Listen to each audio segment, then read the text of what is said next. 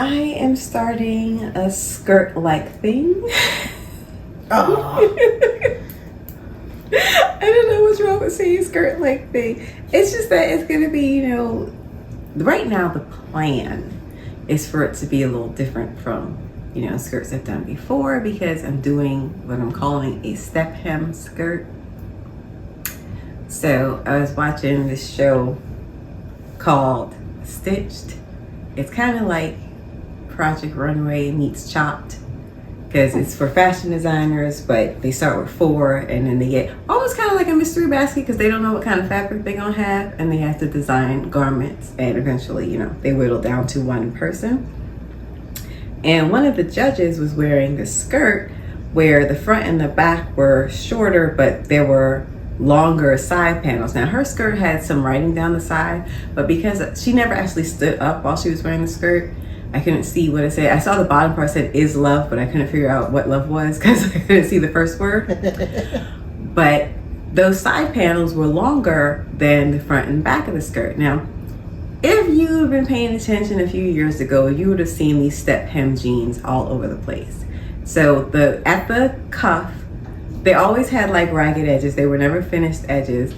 And the front of the pant leg would be cut shorter than the back of the pant leg. And I hated it. It was just hideous. It didn't look good on anyone. I don't know what anyone was thinking with that. But funny enough, as a skirt, somehow that step hem works a lot better. And when I saw that skirt, I was like, oh my gosh, that's so cute. I could totally do something like that. I remember I was in kind of like a design funk, so I'd taken a little break because I didn't know what the heck I wanted to make. Well, this got me out of my design funk, because now I'm going to make, because I had a pencil skirt in my queue anyway, but I didn't have like a specific design. So this works because I'll still be tackling a queue item and making a pencil skirt, but I just discovered a cute design. So the way the skirt is going to work in my head is the front and the back are going to be this Barocco Ultra Wool DK, which is just a super wash wool. It's not merino. So hopefully it'll wear comfortably, because I'm a merino girl and I make no apologies for that. But I wear ultra wool next to my skin. It's fine. yeah, but you can do like wools that feel rough to me don't feel rough to you. True. But I also, I was playing around with extended single crochet because I've never actually used it in like a project, but it's very simple stitch.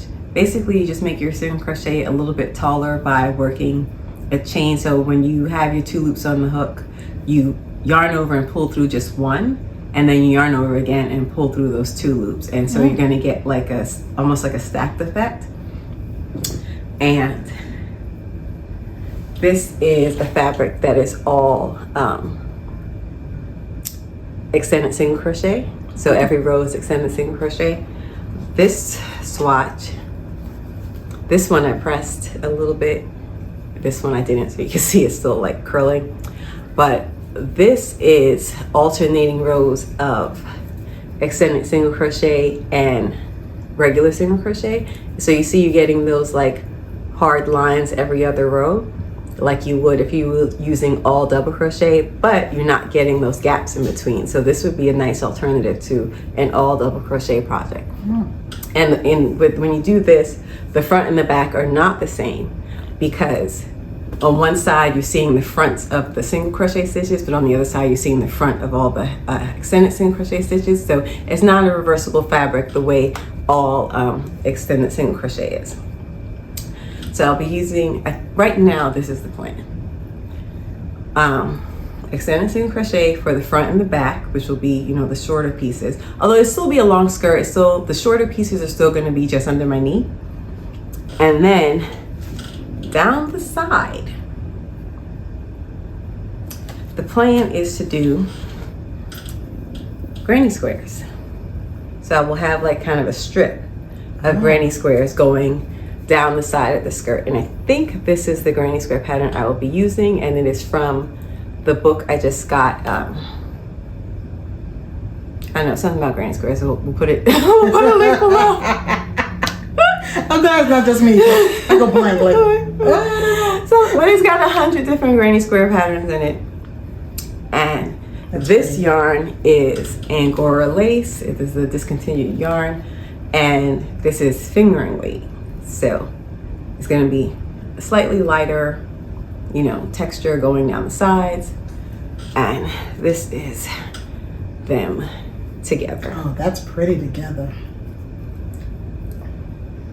So that is my plan for the skirt-like thing. We'll see if it actually comes together.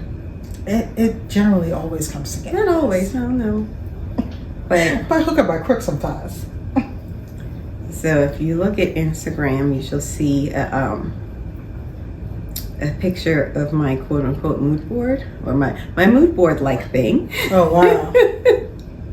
That I tried and it actually helped me a little because I put what you see in the Instagram picture is 3 possible granny square patterns that I was thinking about, but I actually originally had 5 on that board, and when I saw them all together, I was able to eliminate 2 of them. So just kind of seeing all my options in one place did kind of help me make decisions, which was weird. I did not expect that. But I think I've settled on 1 stitch pattern. So that is the current plan for the skirt-like thing. And I took some pictures, I take my little bootleg pictures from my television screen. So I took some pictures of this skirt and of the original skirt that was my inspiration, and we'll pop them in, but just be advised, she never stands while she's wearing the skirt. So you're not gonna see the full thing, but I have some pictures of her seated in the skirt. That's the only bad thing about getting inspiration from a movie or a TV show. Sometimes you only get that one view. They don't consider people like us at all. No. Who needs to see all the angles? I'm here for the knitwear.